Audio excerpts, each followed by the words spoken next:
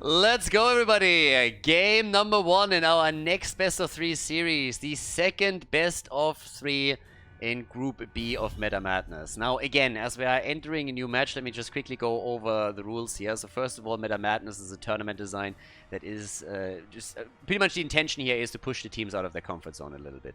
The way that we're doing this is that you have 13 heroes that are globally banned. They can't be played in the entire tournament. In this case, it's 13 heroes that are not being available for the group stage. In the main event, we're going to have even more. But in the group stage, the 13 heroes that are banned are Diablo, Diva, Medivh, Cassia, Brightwing, Abathur, Johanna, Ana, Chromie, Tracer, Liming, Imperius, and Urel. And to spice it up a little bit more, every single hero that you see played in a series can only be played once. So the 10 heroes that will be played in game number 1 are only available for game number 1, and afterwards you're not allowed to pick them anymore. So that forces teams to just really rethink how they want to draft when they go into game number 2, game number 3. Now, the one thing that I always want to point out is that this isn't really designed to make this a total clown fiesta. I don't want people running around with like just murkies everywhere and like nothing else to do. So you will still see heroes that you see in a lot of normal games, but you won't see the same hero twice, and it's really important to me that the competitive integrity is still secured here. So there is quite some prize money on the line. Big shout out to High Tech for making all of this happen, the second Meta Madness that they sponsor. So yeah, very thankful for that. Super easy partner to work with.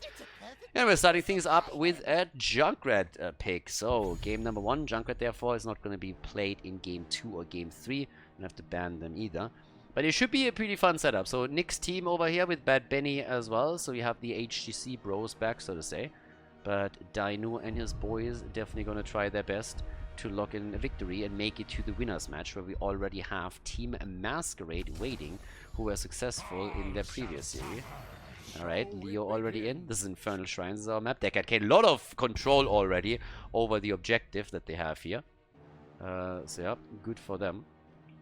And, well, let's see what else we're gonna get.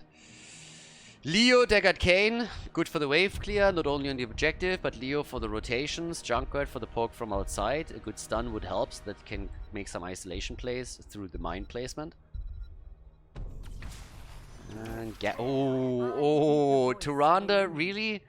I mean, Garrosh is already taken, but Tyrande? Every single time I see one of those Tyrande plays lately, it's an insta-loss. So, while I can appreciate the sentiment behind it, I want to see if they add another... I mean, they must add something else. A Garrosh throw into Tyrande stun plus also Hunter's Mark, granted. That can absolutely destroy a target. But Tyrande, outside of you getting momentum through kills, just sucks as a support. So, I'm not really sold on her. The days where Tyrande was like an insta pick in just so many situations are long over, and just lately, let's say over the last, 2 months, a lot of teams have like tried to make her work, and it never really seems to do a whole lot. You have to gain momentum with this, you need kills with it. Once that you are not getting ahead, you are having some huge problems later on. So I'm very curious to see if this is going to be a Tyrande game where they actually have success, and I want to see what else they're going to draft together with it to make it work. What surprises me is that they pick it this early, because you could literally just wait out a map or even 2 and then put it in, right? Because that's not a pick that is going to be contested. So let's see what they can do with it. First of all, we got Hanzo, Honor, and Sonya. Alright, on that side lane. Alrighty, so. Yeah, Hanzo and Sonya. Even more control over the shrine with Sonya in particular. Played by Bad Benny this time. And the last 2 picks. Come on, blue team. What you got? What are you going to have to make the Tyrande work? Normally I would throw the Medivh now, but Medivh is globally banned, so you're not allowed to take him. He might be someone that could help you there.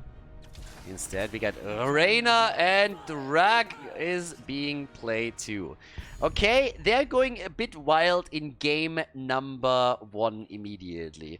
Which, generally speaking, I appreciate, don't get me wrong, but I thought something like that would come in game 3. Maybe game 2, but game number 1, immediately putting out Tyrande and Ragnaros. You can follow up now with Ragnaros's ult 2. So there's that. Nubra gets picked as the main tank on the other side. And that sets us up for game number 1, everybody. Infernal Shrines. Team Dynouh against Team Nick. Let's jump in. and see which team takes the lead in the best of 3 series in Group B of Meta Madness. Game number 1, Infernal Shrines, Team Dynouh against Team Nick. On the left side, we got Dynouh on Junkrat, Starzerk on Ragnaros. Massively lost opportunity, by the way. You got a player named Drag in your team and he doesn't play Ragnaros. Are you kidding me? Nine. That's not how we do this here. Anyways, Wid is playing Garrosh. We got Rag on Reyna. I mean, again, missing 1 letter there. Yazu on Tyrande, so we're going to keep our eyes on her, whereas Team Nick is playing it with Nick himself on Hanzo, Bad Benny on Anubarak, Marlo on Leo, Johan on Sonya, and D-Bag on Deckard Kane. Okay, we're going for the meatball build, apparently. Full Meteor for now. Shifting Meteor on level 1. Also, Anubarak starting things off with the Legion of Beetles. We got the Austin's Renewal. Slam build for Sonya. Ace in the hole for Jimmy. And Tyrande with a Ranger. But let's see what Ranger Bob can do over here. Because, again, I'm skeptical. Convince me. There is follow-up. It's not like they can't get kills with this. But, again, I've seen quite a few Tyrande builds now executed and played lately, and they all, yeah, just fall apart if they don't get ahead. And I haven't really seen any of them getting massively ahead in the early game, and as long as the red team plays this slow and safe, they should be in a decent spot here. So, time will tell. We got a triple front line, Hanzo as the main damage dealer, the only damage dealer from a distance for them. And yep, Yasuo is already sitting tight here. Wit is looking for a setup. Alrighty, and let's go. Owl slobbering around over here. Baby Ragnaros. Only skin that really matters for that hero. I really can't help myself. I look at the Tyrande and I'm just like, why? I want it to work. I really want it to work because it just reminds me of the days of old, you know, where Muradin and Tyrande were like the combo. You would roam around in the early game, try and get kills for the team. And it was like the sniper comp. And then for the long time, even in HGC, Tyrande was first pick material, and then Blizzard started changing some of the talents, the lesson attunements and other stuff, and all of a sudden she just like fell off. Other heroes were introduced that were just a bit stronger. Other heroes were changed, replaced her. But let's see what they can do. For now, we're fighting for the bottom of the map, and there's the engage by Anubarak, but Indomitable gets used. Nice, that's the kill. Leo gets taken down. Well done. Do they lose Garrosh? Well, they don't. But they lose their camp. Okay, camp down, but at least they got the kill. Starzerk is a little bit low in the approach. Meteor build, they're going full meatball for now. We have them with now the Fire Ward on level 4. Kneel Peasants on Leo. But let's see what else they can actually do right now. Because for now, first shrine is activating, so again, before level 10 abilities are out, there's still some wiggle room. You can still turn it then later, but we're already going to get a bit of a glimpse of what's going to happen here. And you can build momentum, which is at the end of the day what both teams are going to try and do. Of course, now it's time for the camps again, as we can see at the top. So Shaman camps on the top lane. Shielding potion for Deckard Kane, the old man, is coming in here. And fucking Junkrat laughs all the time. Alright, there's the hit. Sonya is rotating in. And there we go. Rack is sitting tight. There's the flip. Marlo, alright. And they're taking control of the shrine, the blue team, for now. 14 stacks for them. Get 4 more. And yeah, honestly, it seems a little bit like the red team is not really too interested in fighting this just yet. They're not making the engage. They're moving to the top with Leo. They're trying to get some value there. They're letting this one slide. Yeah, they're just letting it go for it. So nobody's really making a move for this one. Everybody's just sitting tight and saying like, alright, you know what, we're gonna deal with that later. Top side is now getting pushed too. So yeah, they're trying to at least get some damage here because, again, the play is you do damage, and what you're trying to accomplish is do you do as much damage as the Punisher does on the other side of the map. If you are able to pull that off, then it's all good. So they're trying to go through the wall up at the top while still defending at the bottom of the map. And Leo has done some damage here. I mean, he's nearly able to take the tower down too. Not quite, but close. So it's a more or less even trade as long as not more is lost. And they are losing a few hit points on the fort, but it's not really too much. Their fountain, on the other hand, that would be huge. And Wit just doesn't give a shit about being attacked here. Stays and takes it down easily. Nice. That's a good job. That's actually important. Taking the fountain down like this, that's huge. That's going to help them for any objective that is popping up from here on out at the bot lane. Now, that's going to take some time, but that's definitely a step into the right direction. Level 7 gave us the blistering attacks. And, yeah, the first kill in the game. And level 8 versus level 8 is just all about taking position right now and claiming those camps, starting to maybe establish a leading experience. They're jumping into Starzerk. Uh-oh, that was a problem. That Benny gets out, but Ragnaros gets wrecked. So, Ragnaros down, and, well, that's a kill against a kill in total. But a nice move. I mean, cutting him off a little bit with a move, as long as Anubarak doesn't die, the play is okay. And, yeah, let's see what else they can do. Maybe another kill here. Hello. There's the flip. There's the stun. It doesn't connect. Instead, they're going for Garrosh. But Jimmy. Yeah, Jimmy doing well in that situation. Immediately coming through with the penetrating round, pushing them back. Could have been a follow-up kill on Garrosh, but that was denied. Nothing insane happening. It's all about level 10 just now. Next objective spawns in the middle. Hanzo already with good damage output here. Nick is just aiming. And, well, there's another setup. And bam! Johan is down. Easily done. Good damage against Wit, but not enough to get the kill. And they go leap! What? Alright. Leap arrow. Sulfuras for Ragnaros as they get the level 10. But, yeah, it's gonna get dicey over here. Very, very dicey. Sonya leap confirmed. And Sulfuras follow-up for a stun.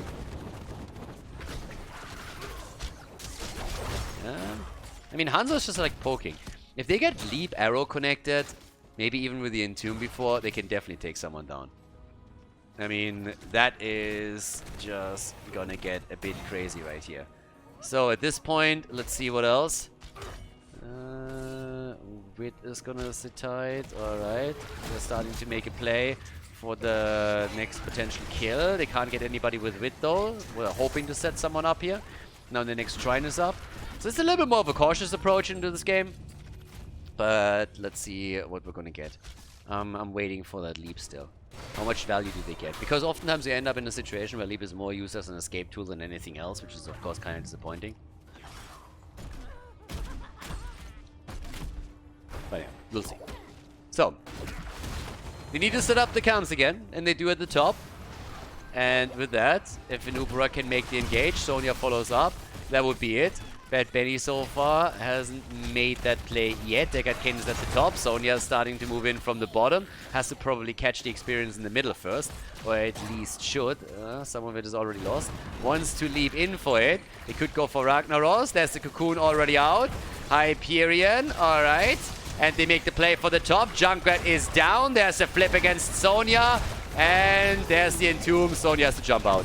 And she jumps too late. Uses the cooldown and dies at the same moment. Not like this, baby. Look at this. Sonya's looking good, looking good, looking good. Decides to leap out, leaps too late, and dies just as she starts to leap. Losing the cooldown and dying at the same time. Now, they still win the objective. So, they still got it. But, I don't know. 3 kills to 3, 12.5. Sonya back. Top lane has also done some work. Yasuo sitting there with the enormous wave clear that Tyrande brings to the table. And very likely is going to die now. Yeah, have fun running away from that. I like it. Juke Master. The Juke Master 2000 jukes everything, but the Entomb still locks him in place more or less. But the team is there all of a sudden, and that could be a few kills. The fort is the the old man. Dies mid-throw. Garrosh just bodied him with the help of Jimmy. Yeah, Tyrande juked everybody out, and now they lost one. Got the fort. 13 versus 13. So, well, let's see. Over here, spin to win, baby. Okay. Yeah, over to the left side. They're going for the next camp. Down here, 1 versus 1. 2 versus 1 in a second. Entomb isn't ready yet. Entomb will be ready soon. Entomb in 5, 4. They don't need it. They get the kill regardless. Even without the Entomb. Nice. 4-2-4. Right there. Okay, they're getting a little bit more aggressive. Seems like the red team is just trying to turn it against the blue team in terms of aggression. They're like, wait, you want to get some Tirana kills against us? We're going to go Nubarak Sonya on your ass. Let's see how you deal with that. And so far, they don't. So, yep. Ford is down. Bit of experience, a bit of hit points lost in the middle and down at the bottom. But, yep, there we go. That's now the potential to have a bit more damage done here. Now, first of all, we got... Yeah, there's no more camp. They need to take this one down first. But they're trying to make a play for this. Indomitable isn't out yet. Arrow gets completely... Well, not really whiffed, but Wit couldn't walk into it because of the Entomb. There's the leap. And Wit makes it out alive. Instead, they're going for Marlow. Mini Leo moves away. Sulfuras doesn't connect the stun. But the kill against Hanzo. They go for Leo and they get him too. It's a double kill as Team Dynouh takes 2 of the heroes out and have now an open lane to go straight for the bottom fort and obliterate it. Nicely done. Yeah, cool. Okay. We have an interesting one on our hands. Let's just put it like that. 23,000 for Hanzo, 23,000 for Ragnaros. Top damage in the game. Jimmy not keeping up with it just yet. And I don't know, but this is going to be a funny one. Level 16 Talons is going to hit first for the blue team as they're now soaking all of the lanes. Sitting also up at the top side here. We got Sonya and Nubarak at the bottom of the map. Benny. They wanted him. They wanted him bad. They nearly got him too. He just juked out the first one and then moved out quickly, or that could have been the end of it. 16 talents, as I said, are ready for them, and the next objective gets activated topside. That's a problem for Team Dynouh because they don't have a fountain or a fort there anymore. Yeah, so that's a bit problematic. Paint and Rat is now in too. And yep, let's go. Camp's taken, as you would expect.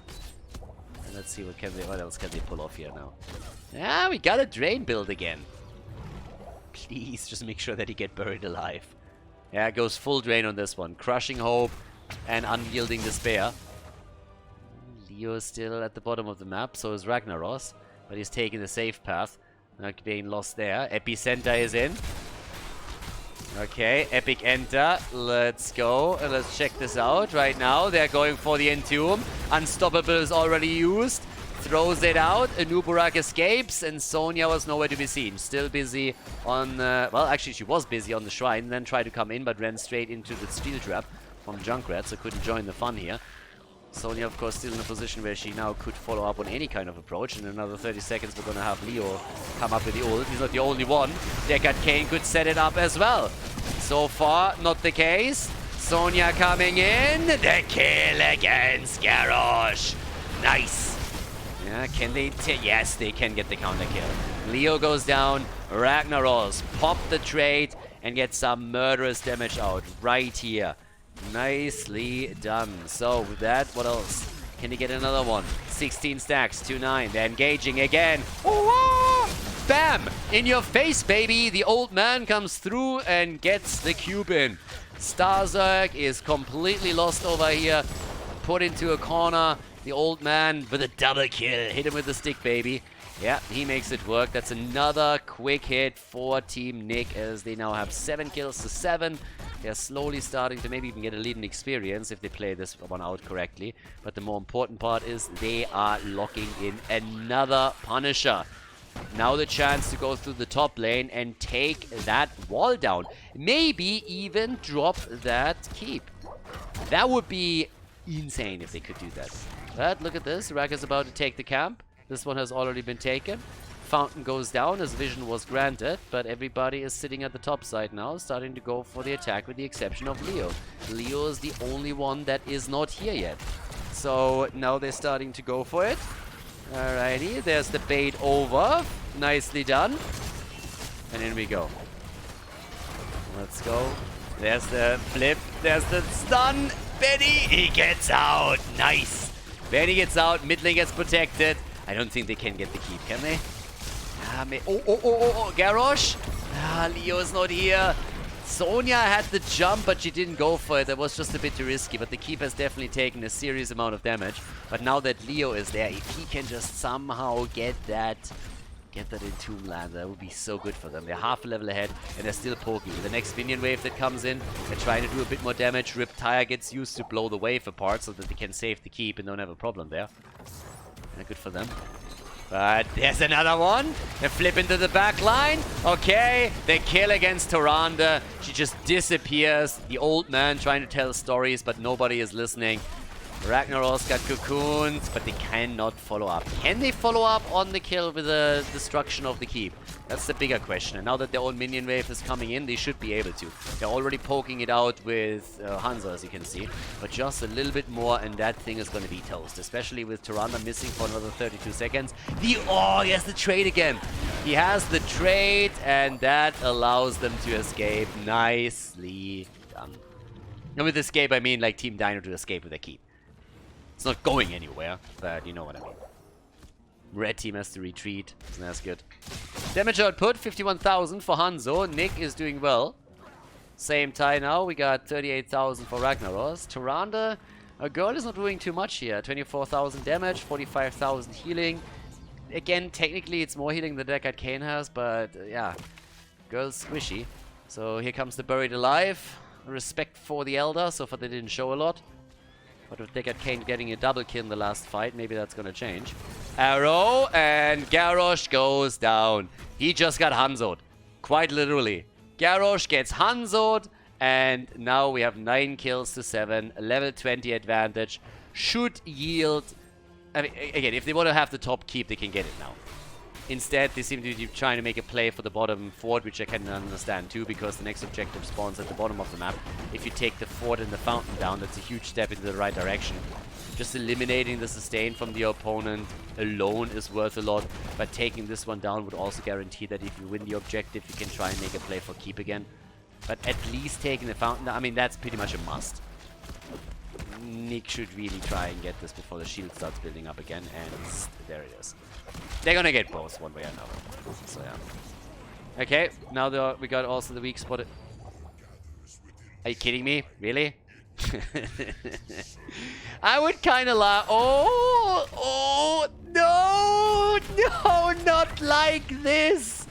You just got played, baby. You just got played. Look at that steal. He comes in, he's like, oh, hello, free keep. Don't mind me. I'm gonna take that cocoon, and I'm gonna take that. Thank you very, very much. Appreciate it. That wasn't necessary. You're too nice, dude. You're too nice. Alright, so ults are out for both, which means now, or heroics, that means that we have the heroic difficulty now in as well. The weak spot acquired, as I said, and it's time to party hard over here. Camps at the top lane, could make it for the keep eventually. Right now, the bigger question is who wins the objective, and well, red team is heavily ahead. They get zoned out a bit by the Hyperion. Starzerk, okay, comes in with his own trades. That controls at least half of the shrine. So far, so good. Arrow and the Buried Alive against 2. They got wrecked. Absolutely wrecked in that one. That's the end of Junkrat as well. Check this one out. I mean, sexy plays right there. Not only did we get in Tomb, we got the Arrow. Both of them are lined up nicely. They follow it up with an easy kill against Tyrande. Garrosh dies, topside. That keep is, well, maybe gonna survive because of Ragnaros. But let's be honest about this for just a second. It doesn't seem like they can hold on to this one. With the bot lane now being pressured even further, this should be the end of the bottom keep. And I would be shocked if they didn't make a play for the core here too, considering that everybody else is still down for another 20 to 30 seconds. So that's just way too much. That was a huge one. They're starting to move through the bot lane now. They're taking the keep. Top side gets attacked now too, so this one is likely going to fall in a few seconds as well. But Team Dynouh is just trying to keep their core alive and somehow buy some time for the rest of them. But the staggered death of Ragnaros And a nice Buried Alive against Jimmy is very likely going to seal the deal of game number 1. Team Nick, ladies and gentlemen, coming in with a 1-0 against Team Dynouh in this best of 3. Nicely done. GG and well played as the red team solidifies a victory on Inferno Shrines against the blue team. Before we head into game number 2, make sure that you subscribe to the channel if you haven't done it yet so you don't miss out on any future content here on Khaldor TV. Okay, let's go. Game number 2. Everybody, Sky Temple is the map for our second game, and we have a lead for Team Nick. The red team was able to take game number 1, and now we're heading straight into our second map, Sky Temple. Now, again, the blue team chose first pick, first ban. They lost the last match, so they said, like, okay, we're gonna take first pick, first ban. You get map choice, and then Sky Temple was chosen here. All the 10 heroes that were banned out in game number 1, that were picked in game number 1 are now not available anymore for game number 2. Kerrigan gets quickly eliminated. Since at this point, pretty much just, yeah, nobody wants Nick to get Kerrigan here. Hogger gets also banned. There's currently a bit of a talk between the teams if they just want to have a gentleman's agreement that Hogger is globally banned for the entire tournament too, because everybody seems to agree that the hero is just way too overpowered right now, so they just feel like it's a ban that's going to happen no matter what, which is of course fine for me, but we're going to figure that out over the next couple of days, I would say. So for the main event it might actually happen that Hogger gets globally banned as well, and that's another ban to all of this. But let's have a bit of a look what the first pick is. Stukov. Okay, we haven't seen him in game number 1, which, I mean, you can say is sometimes a little bit surprising. Again, it is surprising. We did see Tyrande instead. So Tyrande lost, I know, shocking, but now Stukov gets first picked, and he has of course made a bit of a splash again in the Korean tournament. Tychus and Zul. Alright, it's about time again for our Renegade. And Tychus can... I mean, this is already dangerous, because now you have a Bone Prison and you have Tychus for Nick. Maybe a variant setup if they want to lock someone down. Zul also can easily rotate between the lanes and get the wave clear in for the team, so that's another huge tool that they have in their arsenal now. Maybe even global, we'll see. Talking about globals, there's the bird already in, so Falstad gets claimed. And what else are we gonna get in bans? Right now, if you compare what we're seeing for Team Dynouh in this draft compared to the first map, I gotta say that this is way more normal. Last time we got a Ragnaros and we got a Tyrande. That didn't really work out. And again, it's like the 5th, 6th time that I've seen now Tyrande lose. Like 0% win rate for her. May gets even banned, okay. It just feels like if you don't get ahead massively in the early game through kills with Tyrande, you're gonna have a tough time. It's just really all about the kill comp. And there's so many picks that can just ruin that. So I don't know, maybe someone can at some point make it work. Maybe in the patch it's going to be changed a little bit. Right now it's not really the case. Muradin gets banned out, so they're limiting the front line a little bit. I mean, ETC ban, Muradin ban, Kerrigan ban. You can really see where this is going. They're trying to ban out some of the engaged heroes and shut that down a bit. Now we still have, I mean, who's still up? We have Mal'Ganis up, could go Stitches, Varian, as I said, I keep harping on Varian. Whenever you see a Tychus, Tychus with the bigger they are, plus Varian with the taunt, equals a lot of damage. And they go for Kerosene and Thrall first. Alright, so Thrall gets taken too. Okay.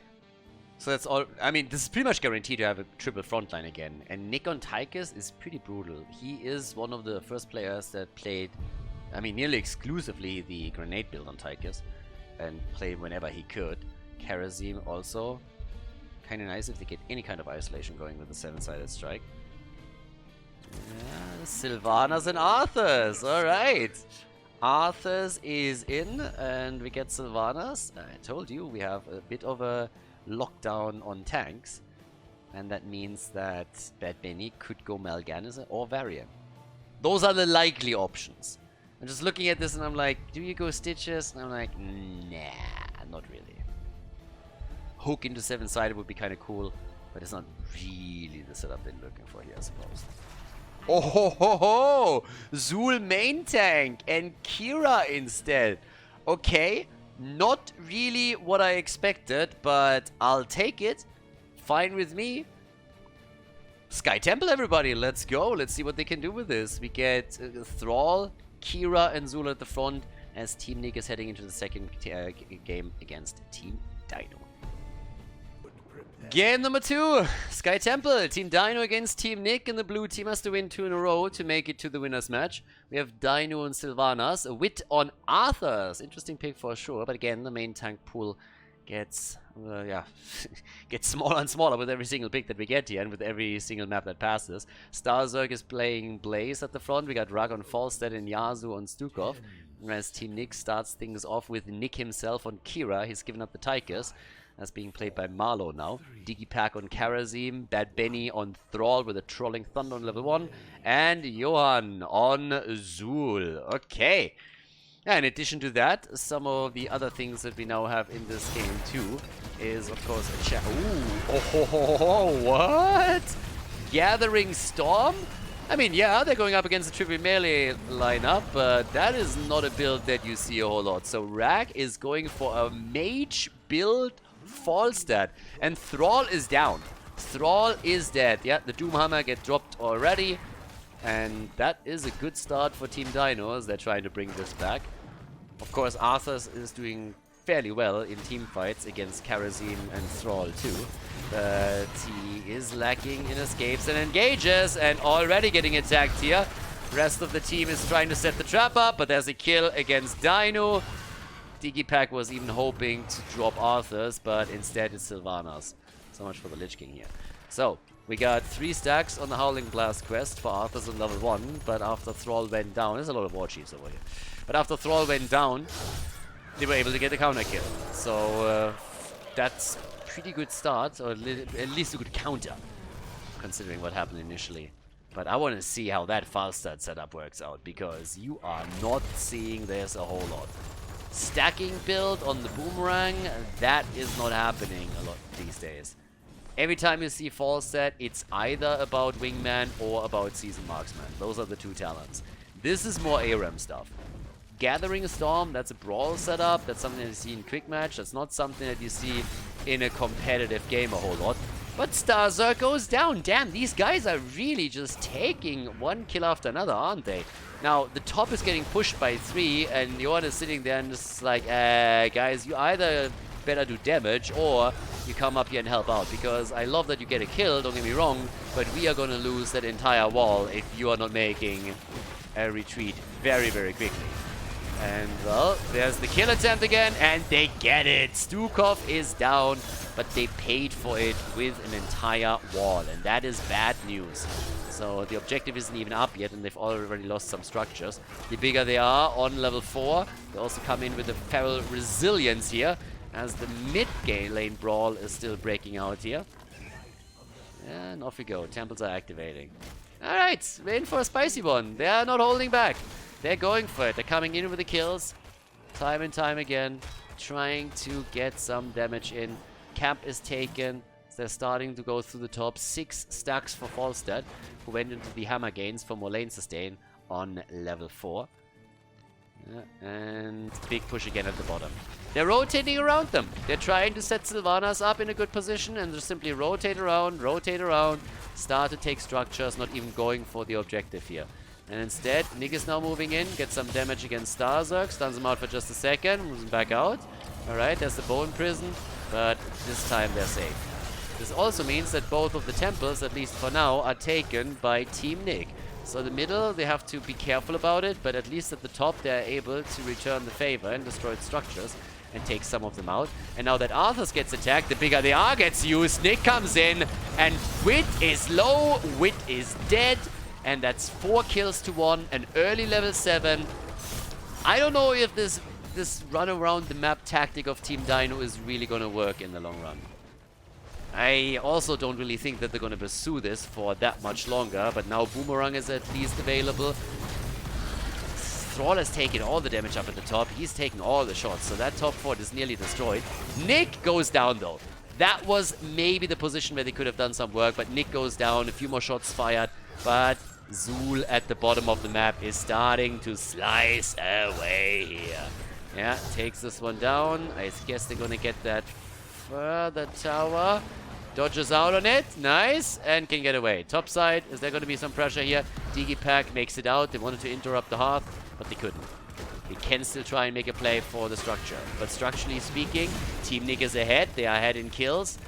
Experience, very, very even on the other hand. But Zul is doing exactly what we predicted during the draft. He's the one rotating between the lanes, trying to make sure that they're not losing out on minion experience. The fights, on the other hand, mainly initiated by Karazim and by Kira so far. 19 stacks now. Oh, swing to win. There we go. They go for win. And he gets crushed again. Arthas is getting demolished. The bigger they are is absolutely murdering them.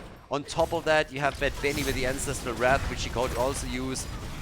Nick is getting attacked again, but they are willing to take that fight. Yeah, especially with the trade back up. Every single time they got the bigger they are crushing. Digipack is about to maybe go down. Nope, he has the heal, and Stukov gets murdered. Nice. 30 stacks for false stats, so at least he's stacking quickly, but everybody there is still alive, and it is a bit of a disaster in the early game for Team Dynouh. I gotta be absolutely honest, this isn't what I expected. At all. Like, not even a little bit. The way... Yeah, this is... 7 kills to 2? 10 already in? 4 down? I mean, damn. That is rough. So, they're trying to come back here. Wit gets the Howling Blast connected. Good for him. But Bad Benny gets out. Here's the Sundering. 7-sided. And Star Zerg is dead again. They are murdering right now. They're trying to go for the birdie. And, well, Rack nearly died here too.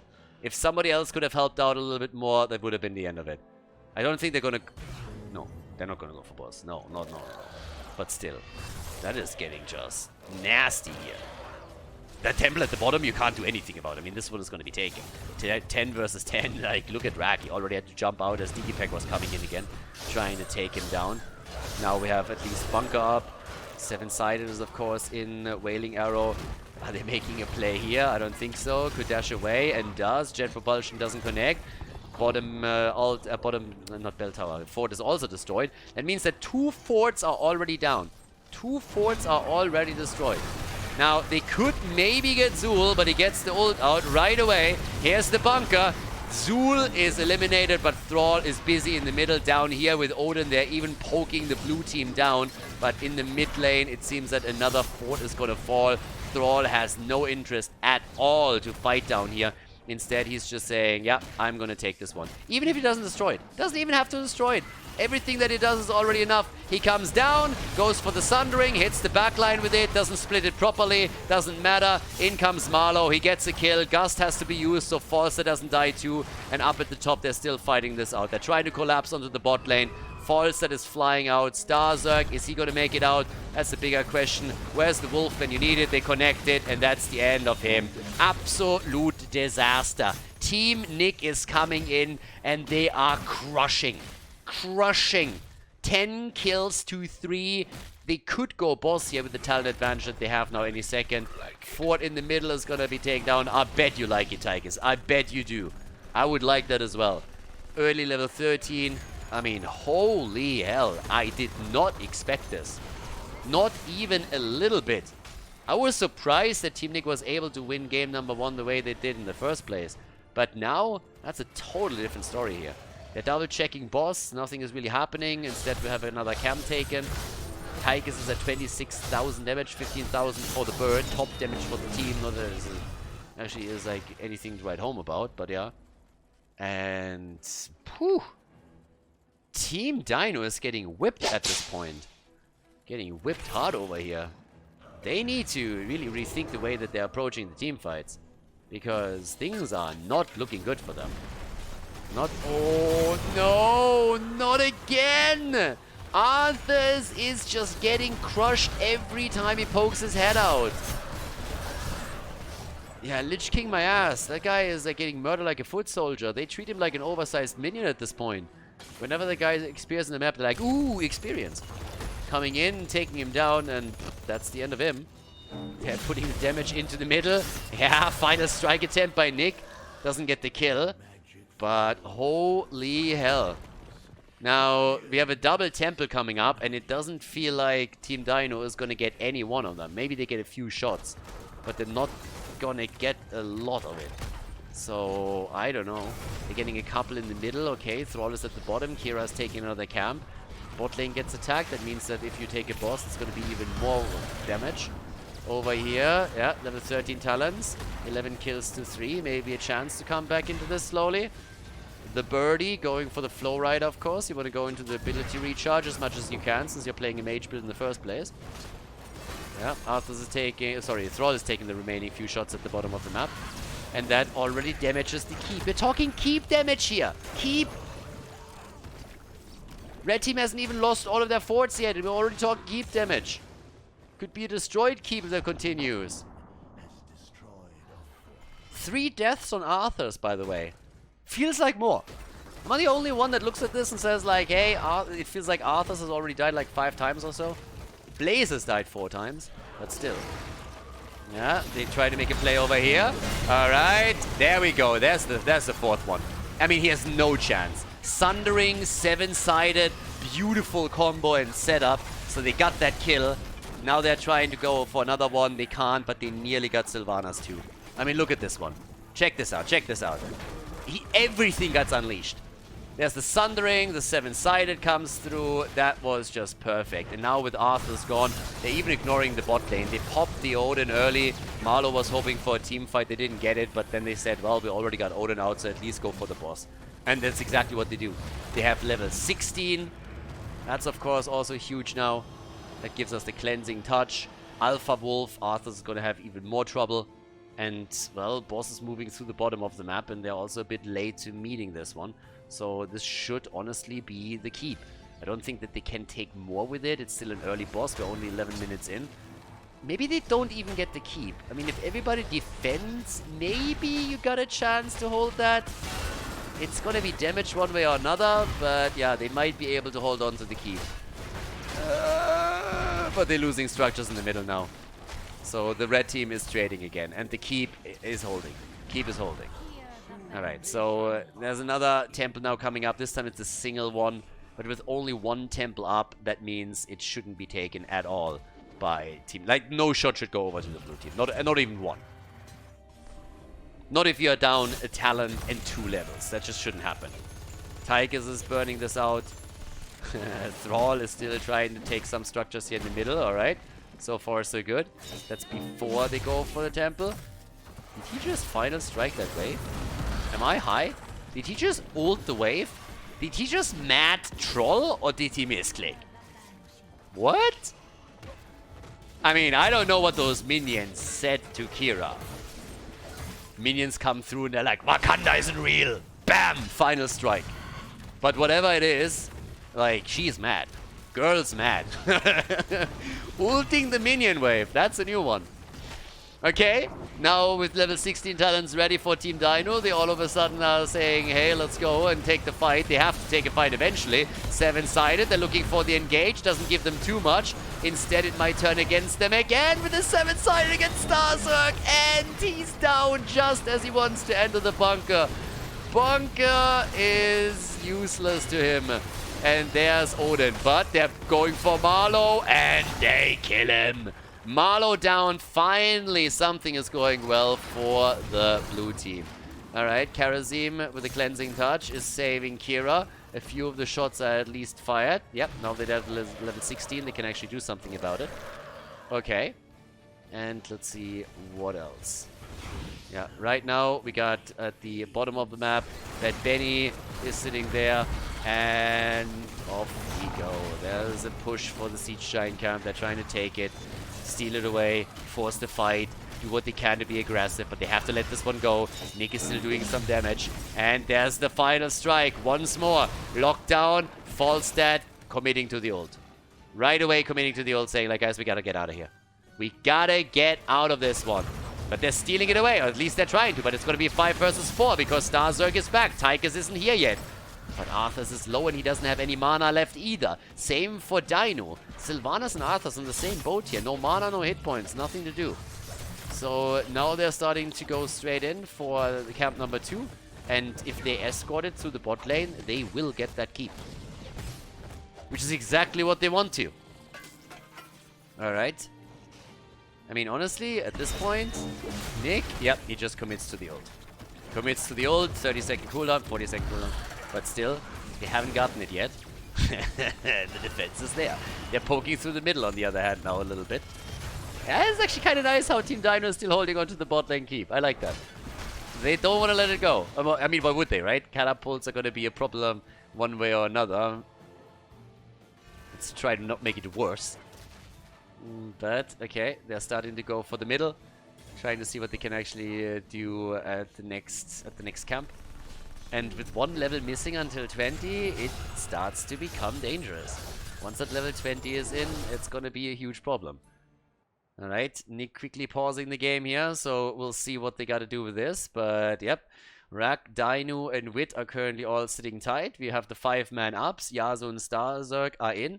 The keep at the bottom of the map, as I said, pretty much no hit points left, but it's still there, so that's not going to be a problem. One shot down here, and it's gone. So if they make a play for a keep, then it's most likely going to be the one at the bottom of the map.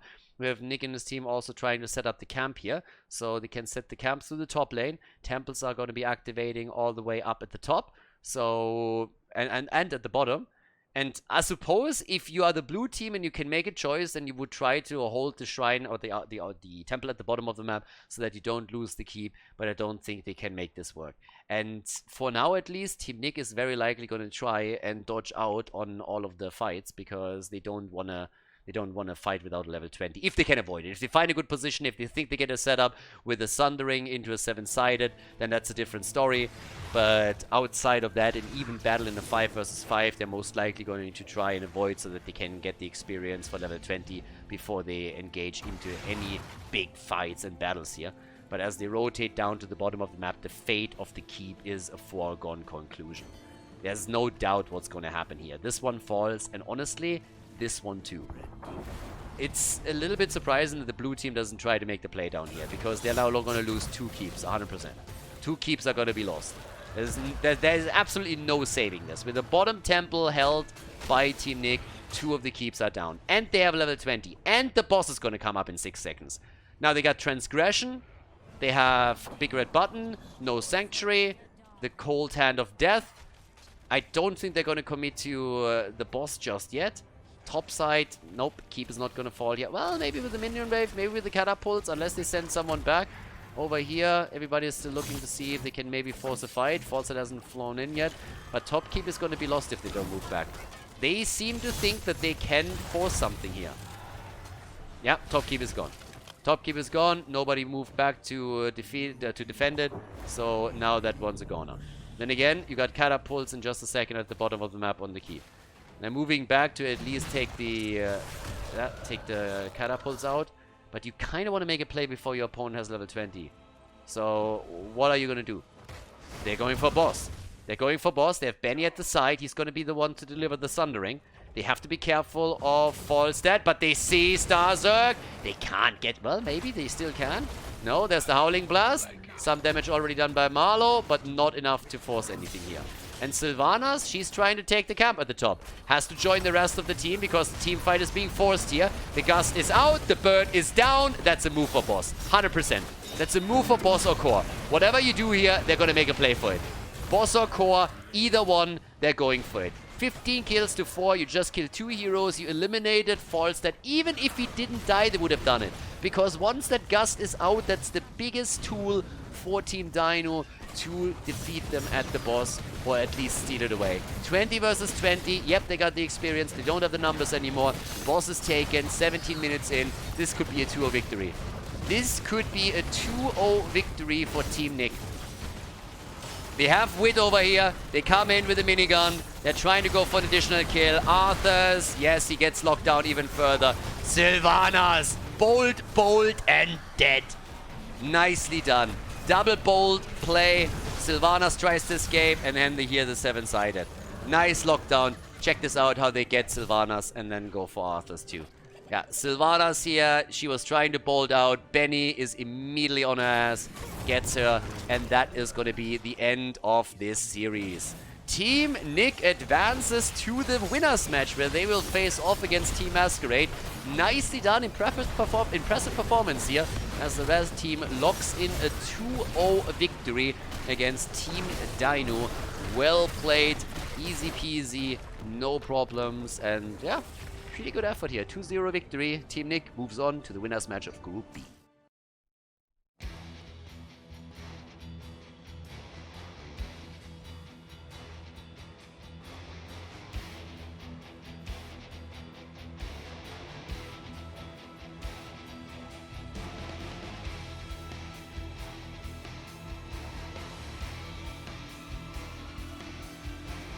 Thank you everybody for watching the video today. I hope that you enjoyed the show and the commentary.